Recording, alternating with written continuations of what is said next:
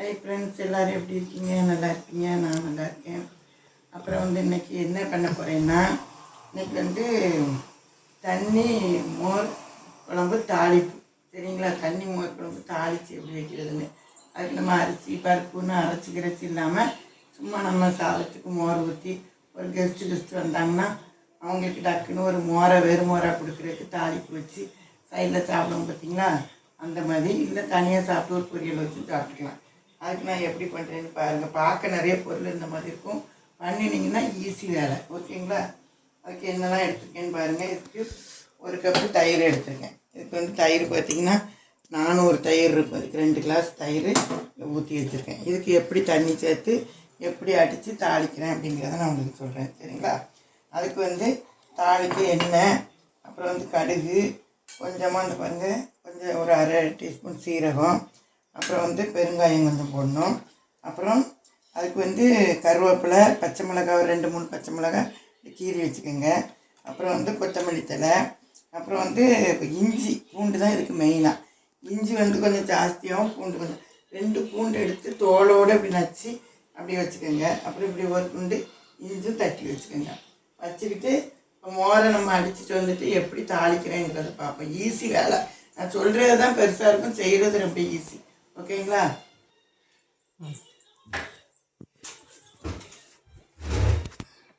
தண்ணியை இப்போ ஊற்றக்கூடாது.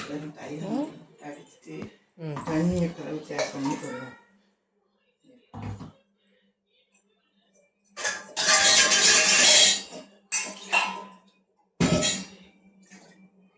தண்ணி இப்போ ஊற்றக்கூடாது.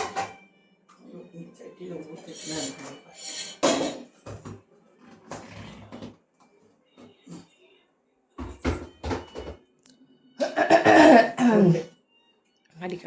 இப்போ பார்த்தீங்கன்னா நம்ம தயிரை தண்ணி ஊற்றாமல் அந்த ஒரு கப்பு தயிரை உள்ளே ஊற்றினா பார்த்தீங்களா, ஊற்றி நம்ம தண்ணி ஊற்றினா மேலே தெரிக்கும். அதனால் அந்த தயிரை நான் அடித்து தண்ணி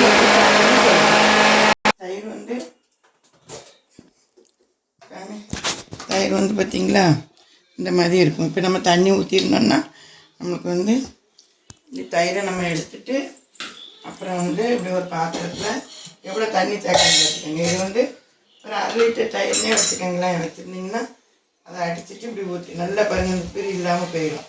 அதுக்கு பிறகு நம்ம இந்த குழம்புக்கு நான் 1 லிட்டர் தண்ணி சேர்க்குறேன். ஓகேங்களா? இது 1/2 லிட்டர் சொம்பு. இது ஒரு 1/2 லிட்டரு. ஒரு 1/2 லிட்டரு. இன்னொரு அந்த தண்ணி இன்னொரு வரும். மொத்தத்தில் இன்னும் கொஞ்சம் சேர்த்துக்கலாம். தண்ணி எல்லாம் வைக்க போகிறோம். இன்னொரு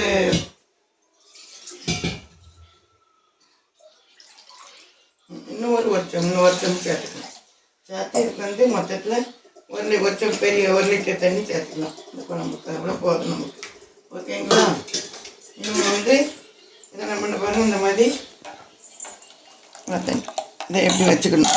வச்சுட்டு நம்ம தாளிக்க போகிறோம். ஓகேங்களா? பற்ற வச்சுக்கலாம். பற்ற வச்சுட்டு நம்ம ஆயில் கொஞ்சமாக ஒரு 1.5 ஸ்பூன் ஊற்றுற மாதிரி போதும். இதுக்கு ரொம்ப மிதந்துக்கிட்டு இருக்கணும். அதனால் 1 ஸ்பூன் 1.5 ஸ்பூன் போதும். ஆயில் ஊற்றிட்டு சூடாக கொஞ்சமாக கடுகு பருப்பு போட்டாச்சு. ஓகேங்களா? அப்புறம் சிம்மில் வச்சுக்கோங்க. சிம்மில் வச்சுட்டு இந்த சீரகம் வச்சுக்கிங்களா, இந்த சீரகத்தையும் போடும். வாசத்துக்கு நல்லா இருக்கும். பார்த்துக்கோங்க சீரகம். அதுக்கப்புறம் பார்த்திங்கன்னா கருவேப்பிலையை போட்டுக்கணும். எப்பவும் அது மாதிரி கருவேப்பிலை நல்ல பொரிச்சு பொரியும். அதான் அதனால் வாசம் வந்துட்டா. அதுக்கப்புறம் பச்சை மிளகாய், இந்த 2 பச்சை மிளகாய் கீறி வச்சுருந்தோம். அது அப்புறம் இந்த இஞ்சி பூண்டு தட்டி வச்சுருந்தேன் பாருங்கள். ஒரு துண்டு இஞ்சி, 2 பல் பூண்டு தட்டி வச்சுருக்கேன். சரிங்களா? அதையும் போட்டுருக்கேன். போட்டுட்டு நல்லா வச்சுருங்க. லைட்டாக இதெல்லாம் ரொம்ப உங்களுக்கு ரொம்ப இது பண்ணணும்னு அவசியம் கிடையாது. ரொம்ப கரியணும்னு அவசியம் இல்லை. லைட்டாக சிம்மில் வச்சுக்கிட்டு பாருங்க இவ்வளோ போதும். இந்த லைட்டாக அந்த மாதிரி வரும்போது வாசம், அந்த பூண்டு வாசம், அந்த தாளிப்பு, இந்த வாசம் வருது பார்த்தீங்கன்னா, அந்த பூண்டு இஞ்சி வாசம்லாம் வரும். அப்புறம் கொஞ்சோட பெருங்காயம், கொஞ்சமாக பெருங்காயம், ஒரு காசும் கொஞ்சம் பெருங்காயம் போட்டுட்டு அதையும் இப்படி ஒரு கிண்டிட்டு தூளில் வச்சுக்கிட்டு, அப்புறம் இந்த மல்லித்தலை வச்சுருந்தோம் பார்த்தீங்களா, மல்லித்தலையை போட்டுருங்க. லாஸ்ட்டில் மல்லித்தலை போட்டு உடனே இவ்வளோதான் தாளிப்பு. இப்போ வந்து நம்ம மோரத்துக்கு ஊற்றிடுவோம். நல்லா வாசனை மொட்டமான இருக்குது. நல்லா அந்த வாசனை நல்லா எடுக்கும் மோரக்குழம்பு சாப்பிட்டு. இந்த பாருங்க இவ்வளோதான். கருவை விட்டுறக்கூடாது, இஞ்சும் ரொம்ப வந்து கருகிடக்கூடாது, அந்த பூண்டு வந்துடக்கூடாது. நல்லா இப்படி இருக்கும்போதே தூக்கி உப்பு பிறகு தான் போடணும் பார்த்துக்கோங்க. போட்டு பாருங்கள், அந்த மோரத்துக்கு தண்ணியாக பாருங்கள் அடித்து வச்சுருக்கோமா, நல்லா அப்படி ஊற்றிடும். வெறும் மோரை நம்ம ஊற்றி சாப்பிட்றதுக்கு சாப்பிட்டு பாருங்கள். ஊற்றி நல்லா இப்படி எடுத்து தண்ணியாக வந்து வெயிலுக்கெலாம் வந்து நல்லா மோர் குழம்பு ஊற்றி சாப்பிட்றதுக்கு. அரிசி அது இதுன்னா போட்டு நான் பருப்புகள்லாம் போட்டு அரைச்சி ஒரு குழம்பு நான் அன்றைக்கி வச்சேன். அது ஒரு ஸ்டைலு, இது ஒரு ஸ்டைல்.